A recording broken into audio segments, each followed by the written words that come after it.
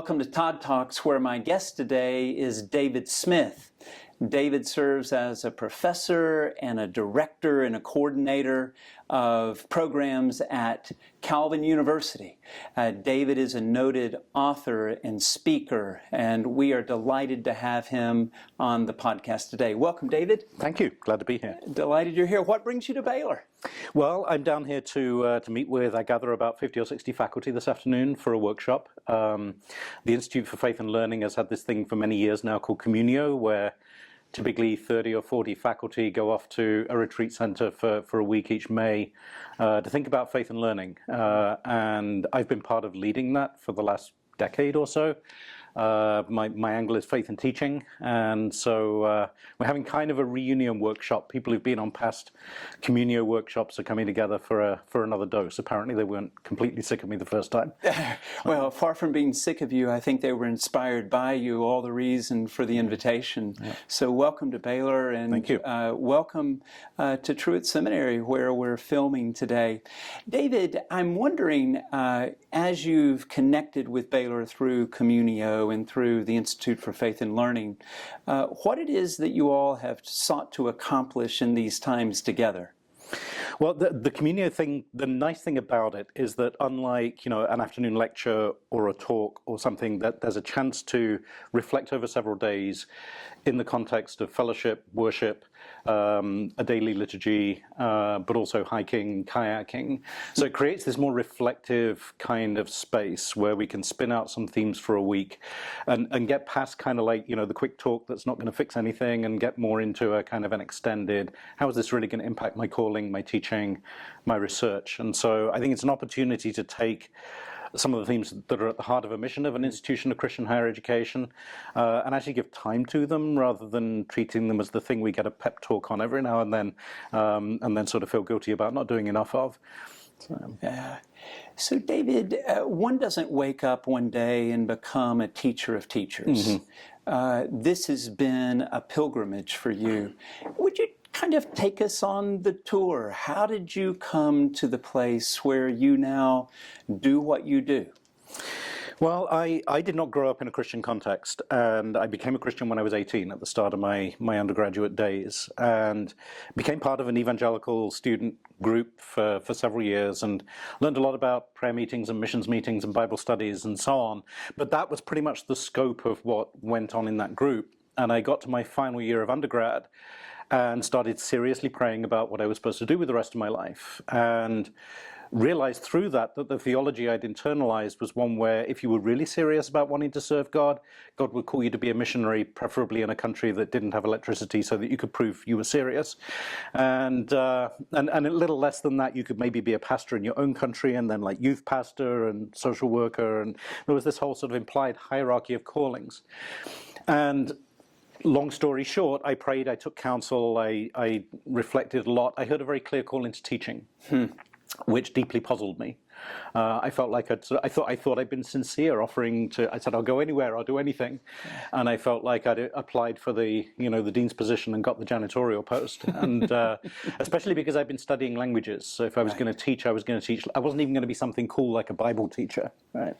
Or maybe even English lit, where you can talk about guilt and redemption and so on. But so I was going to be a language teacher. So that really started this whole journey of trying to figure out. I've just become a Christian, and then I became a language teacher, and gradually became convinced this wasn't a holding pattern until I could afford to go to seminary. I thought that for a few years, but this really was my calling. So how do I be a Christian in this calling?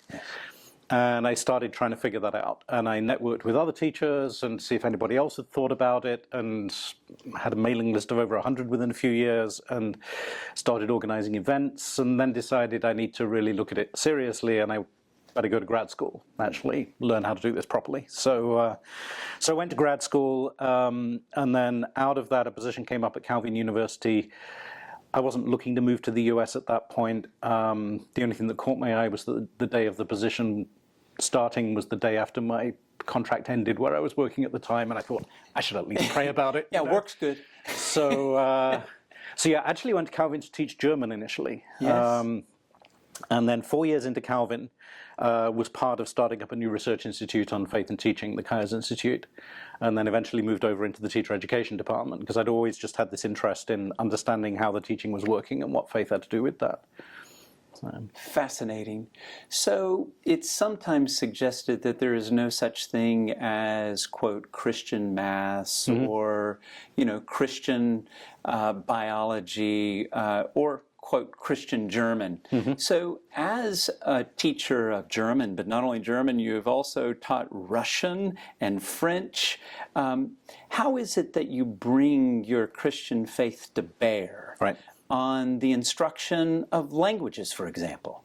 We've got two different questions going on here, right, that I think often get smushed together, right? Yeah. One is there a Christian version of German? Well, no, probably not. I mean, German grammar works the way it does. Yes. It's a description of how German people speak, and I can't change that, right? So there's not going to be like a Christian way of doing the German present tense.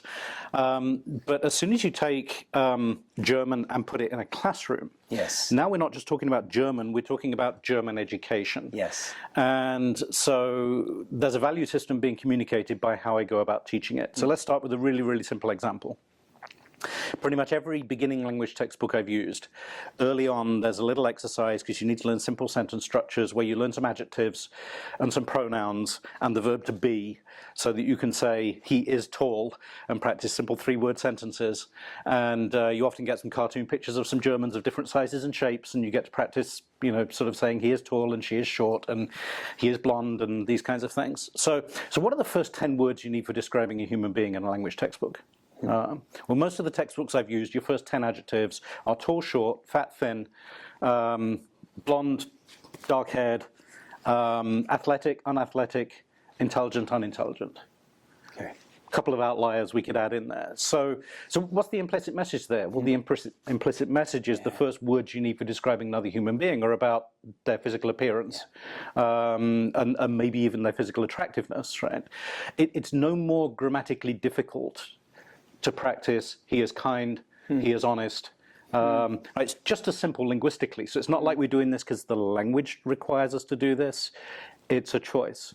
Now, if we then go on through the textbook and we find that we learn the past tense mostly through talking about going shopping last weekend or going on vacation last year and so on, or you could learn the past tense by listening to an elderly person's life story, right? So again, there are choices being made about how we frame the content, what examples we choose, what pictures we show, what conversations we have, what words we prioritize.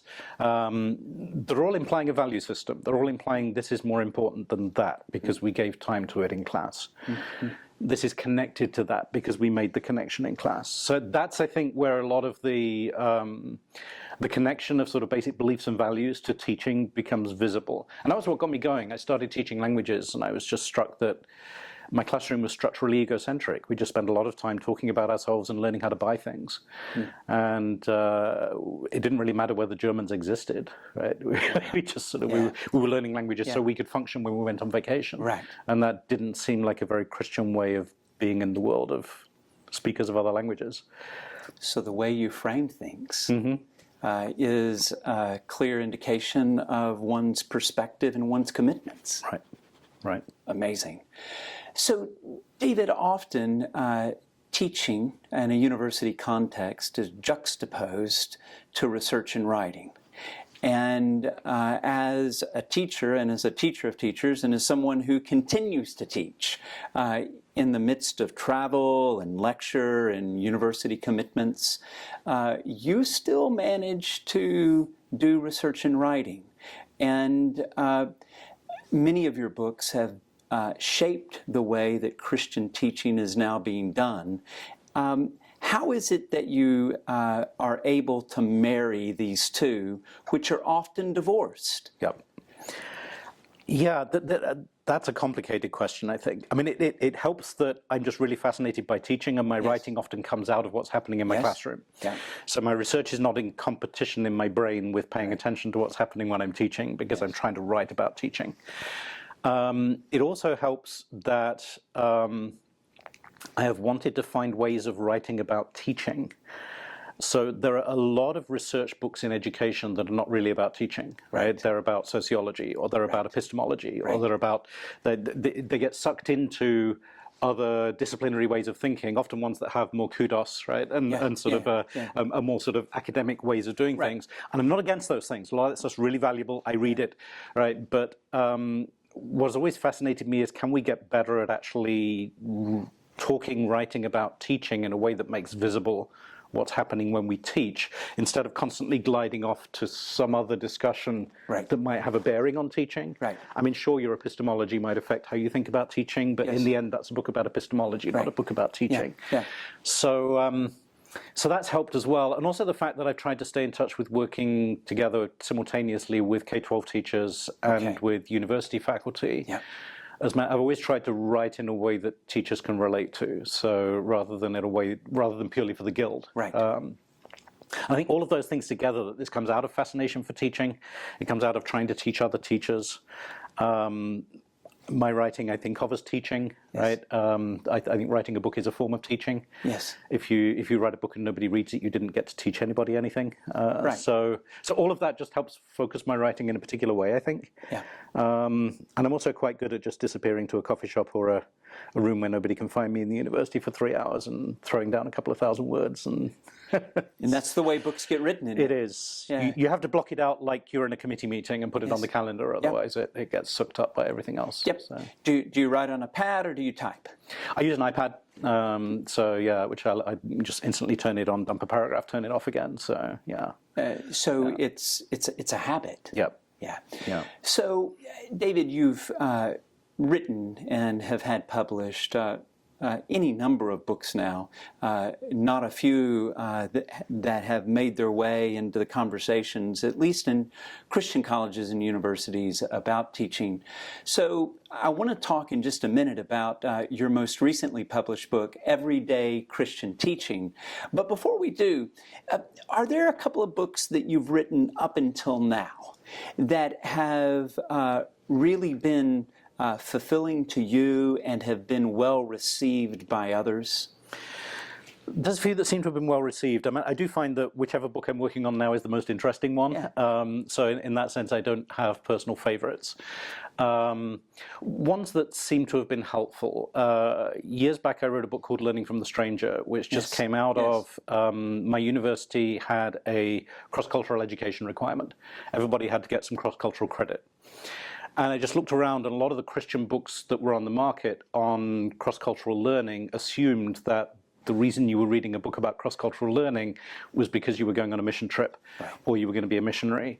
And that just wasn't the case for most of the students who were taking those courses, right? We had engineering students who've been required to take cross-cultural credit. So it just seemed like there was a need for a book that ran at it more in terms of where does learning to interact well with people who don't share your culture fit into the well-lived Christian life.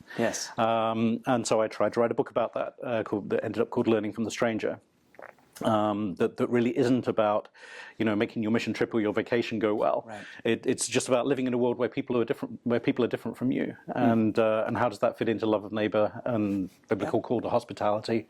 So that was a lot of fun to write. Came out of a lot of my language teaching experience, and has been used quite a bit in courses and so on. I still get correspondence about that book.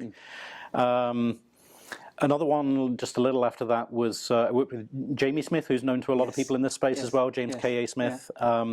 We did a book together called Teaching and Christian Practices, where, again, we were trying to shift away from the, again, a lot of the faith and learning literature was all about worldview and philosophy and epistemology and so on, and we wanted to say, what if we start from the nature of practices and think about not so much Christian beliefs, but what do Christian practices look like, what makes them Christian, and what do Christian teaching practices look like.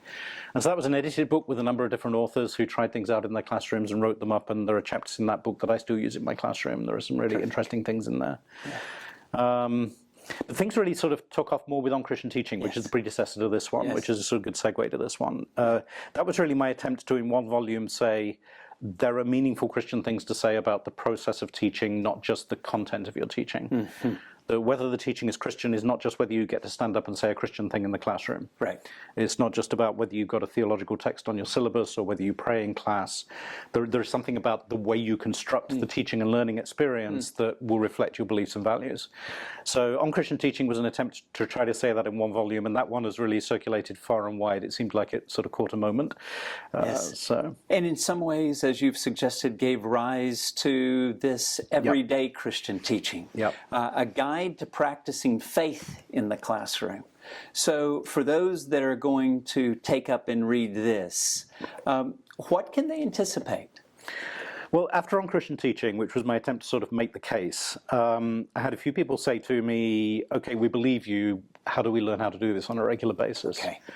And there was one crystallizing moment for me. I was doing an online seminar at another university, and a faculty member at the end of it said, I go to church, I teach at a Christian university, done both for years, and I would never have made the connections you just made. How do I learn to do that, right? How do I learn to think like that habitually? And I actually think the way you learn to think habitually, to think your faith together with your work habitually, is by doing it over and over again. Right? It's not by you reading some super clear explanation with a diagram and you get it now. Yes. Right? It is more of a just learning to think things together that you might have gained the habit of thinking of separately. So what I set out to do in this book was to provide lots and lots of mini case studies to just give you lots and lots of runs from your faith down to your teaching and back up to your faith and back to your teaching. So the book's structured around a lot of very short chapters. The chapters average about 2,000 words, so you can read them over lunch. Every chapter's got exercises at the end of it, like thought experiments, things. So my hope is people aren't going to read the whole book in one go. They're going to maybe read a chapter and then go experiment in their classroom and try a couple of the thought exercises, and then come back and do another one.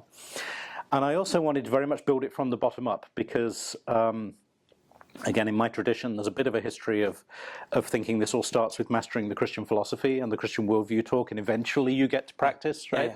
Yeah. And I'm just not sure that learning works that way. I think it also works the other way up. So I didn't want to start this from big theological ideas or philosophical ideas. I wanted to start it from things that happen in every person's classroom who teaches every week of the school year. You have to make decisions about how to start. And the way you start is eloquent. It communicates what you think is important. It communicates where we're going. So what decisions are you making about how to start, and how does that reveal your beliefs? So there's a section on that. Everybody has to choose how to finish. Do things kind of stumble to a close at the end? Or what kind of conclusion do you draw things to? How do you use repetition? How do you use pauses and silences? How do you frame things? We talked about that already, right? So all of these things that like everybody has to do, but they're also all things that tell the story of your teaching. So pacing, for instance, the things that you pause over or go more slowly over or repeat, you're communicating, you think those things are more important. You're also communicating, you think we need to think about them differently. We actually need to slow ourselves down and reflect on them. They're not just something we can fly by and getting our notes. So the sheer pace that you're going at is sending students messages about what kind of thinking they should do about this thing and what kind of thing this is, whether it's an important thing or a less important thing. So I wanted to provide lots and lots of opportunities for just facing up to these stuff I got to do because I'm a teacher, can't avoid, and think through the implications of that with examples, with stories. Yes. Teaching is a craft. Yep. And it's not simply something that we can do well if we don't pay attention to it. Right.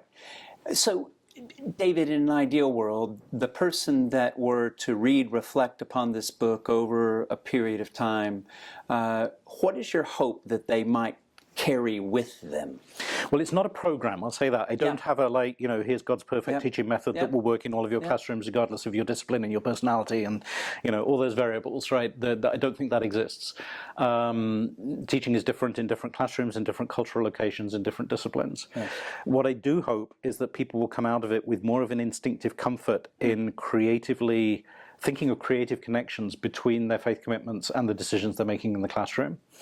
that fruitful possibilities will be occurring to them, right? That it won't feel like I'm trying to grind the gears, trying to figure out if I can find some part of my theology that has some bearing on what I'm doing because they told me I ought to do that. But it will feel more like this is part of the flow of what I do. I'm hoping that by the end of the book, people might be starting to relax into that. And they'll have read enough examples that they'll have a mental cupboard to go to of like possibilities of different ways of thinking about this, running at this, that it'll seem possible. I want it to seem possible. That's terrific. And this book also anticipates that not all teaching approaches are the same. So even as some lecture, others create more dialogical engagement. Yeah, there's no like single right answer. I don't care if people teach the same way I teach. I'm much more interested in this sort of how the design process is going, how I design my classroom, how that's creating meaning for your students. I mean, that's a question you've got to be asking, not what does David Smith think about how you teach, but what are your students thinking about what you're teaching? What messages are they interpreting based on the way you carry yourself in the classroom? There's a fascinating exercise I give to my own students in an education class where I just have them journal about what happened in the first 10 minutes of each of their other classes. And they give me pretty articulate, detailed descriptions of what they thought was going on in these classes and what they expected to happen for the rest of the semester based on the first 10 minutes. So there's no real second chance to make a first impression. You can gain it back afterwards, but it's harder work than if you got it right at the start. That's helpful. So David, what would you say to a university professor who largely understands him or herself to be a researcher? And teaching then becomes this obligation in which they engage in order to meet a workload? Well, if we've got any kind of shared Christian frame, I would say whenever you walk into a classroom, you have human beings in front of you who have given up resources to be there. You have been given an hour of their life that they will never get back because they're mortal. And you have a pretty basic ethical responsibility to make that hour a good use of everyone's time. And your research might be really important and you might need to carve out time for it. But if teaching is also part of your responsibility, then it's part of your responsibility. And part of that responsibility is the learning of the students. That they're not just sitting there while you perform your thing or paying for failure, right? But, and the student has a responsibility in that contract as well. But the teacher is a pretty big variable on how many students are going to succeed and whether the learning is going to be fruitful and what they're going to think it meant. So in terms of stewardship is not a bad way to approach it. Right, yeah. Stewardship, interpersonal responsibility, love of neighbor. I mean, real basic stuff. Love your neighbor as yourself, right? What would you like to experience sitting in your classroom? Do to others as you'd have them do to you. So.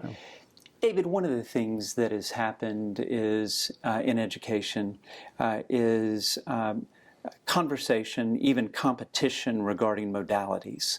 I couldn't help but note that you've thought with others about digital life together. And so sometimes in conversations among educators, folks are wanting to juxtapose either in-person instruction or, quote, online instruction, and they're pitted against one another. Never the twain shall meet. How do you reflect upon that in these days where there's been a real advent of and even explosion of digital education? We've always been plagued with dichotomies, so it's, in a sense, it's not that different from, lecturing versus group work, which is not actually a sensible question. Certainly in the present cultural moment, digital or face-to-face is not a very sensible framing. To me, the question is much more, there are big differences between different face-to-face models of teaching, right? It matters whether you're in a small seminar room or a huge lecture hall where somebody thought it was smart to bolt all the chairs to the floor. There's a difference between whether you're in a grad school or a kindergarten. There's a difference. So, face-to-face teaching means lots of different things. digitally mediated teaching means lots of different things, different platforms, different digital learning environments, different course purposes, different kinds of access. I remember once at the start of the pandemic when a face-to-face workshop got moved online, I was very disappointed because it was going to be very hands-on and very interactive. But as soon as it moved online, the enrollment doubled, and there were people taking part from Brazil and Japan and Uganda, who at the end, when I apologized that we didn't get to do the interactive stuff, were just sort of bursting on the discussion board to tell me, no, I wouldn't have been able to be here if this had not turned into a digital course. So there's just a lot of variables here. Access is real. Access is real. So to me, the most interesting question is, whichever modality, whichever medium, whichever location you've got, how do you make this work fruitfully? It might not be as good as another thing that's happening down the corridor or down the road, or right. But if this is what you've got, then how do we make this fruitful? So if I can slip in here, maybe a real concrete example that'll tie together a few of the things we've talked about. Something that I started doing digitally during the pandemic, and have carried on doing in my face-to-face classrooms that I found really helpful, is I read together with my students a little passage out of the Westminster Confession, which just talks about how, because we've been united in Christ, we have an obligation to seek the mutual good. Yes. And another of its phrases, it says we have communion in one another's gifts and graces. And I started thinking about that. What would a class look like in which we had communion in one another's gifts and graces, especially in this deeply individualistic culture where typically you come to class and face the front and get your grade, and the person next to you could die and you may or may not notice, right? So what I started doing, again, initially on an online class in the pandemic, was putting my students in groups of 4 after reading that passage, and assigned groups and saying, these are the 3 people for whose well-being you're responsible for the rest of the semester. You can't be responsible for 20 people, 50 people, 100 people, right? There's no way you can pay attention to that many people, but you can be responsible for 3 people. And also nothing heroic. So I don't want you promising me that you're now going to spend 3 hours a week tutoring each other. You're busy people, it's not going to happen, right? And even if you manage to be heroic for a week, it's going to crumble under the weight of your routine. So then we brainstormed some really small, concrete, manageable ways of looking out for one another for the rest of the semester. So if one of your group doesn't show up to class, who should be the first to notice? Who should be the first to text them and find out if they're sick or if they need anything? Again, partly just in the pandemic, I didn't want people falling through the cracks, just disappearing off a few Zoom meetings and nobody picks it up until, and they're really sick, right? So if somebody needs some notes for class, who gets them for them? Who makes sure there's a clean set of notes, right? If somebody seems to not be really following in the discussion or not have understood a concept, do you just let that slide and hope that they ask the professor to explain it, or do you notice that they didn't quite get it and try to help bring them on board, right? When it's February and it's Michigan and we haven't seen the sun for a month, do you swing by the campus store and get some of those little individually wrapped chocolates and put them out on the desk of your, when we do the face-to-face version, your fellow group members? So again, it's just, and we just, now saying this once, again, this is going to slide away into routine, but we just keep reminding ourselves of this, and I keep giving 3 minutes in class to check in with your group, find out how they're doing this week. Let's help each other get through this semester. If you get up in the morning, there's been an ice storm, then text the members of your group and say, hey, we can do this. And so we just sort of work at these little practices of looking out for each other's success through the semester, which means that we get to obey this basic Christian injunction to love your neighbor as yourself, to mutual concern for one another, right? In 1 Corinthians. Now that's a practice that grew out of an online course environment that I've now been able to implement in a face-to-face course environment in a richer way, because we can actually meet together as a group and so on. But it was also pretty helpful in an online environment. So that to me is the more interesting question, not which modality am I in, but how do I make this fruitful Christian learning with whatever constraint. There are always constraints. There is no such thing as teaching without constraints.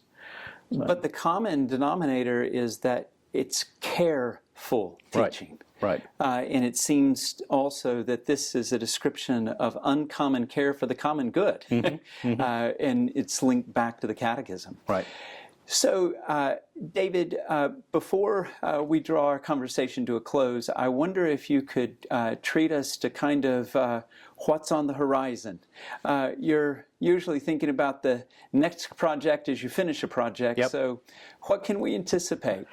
I've got a sabbatical coming up next year, and I've promised make significant progress on 2 books that are linked to each other. So for 30 years now, I've been, and there's a fair bit of him in Everyday Christian Teaching, I've been reading a 17th century Czech guy called John Amos Comenius. Okay.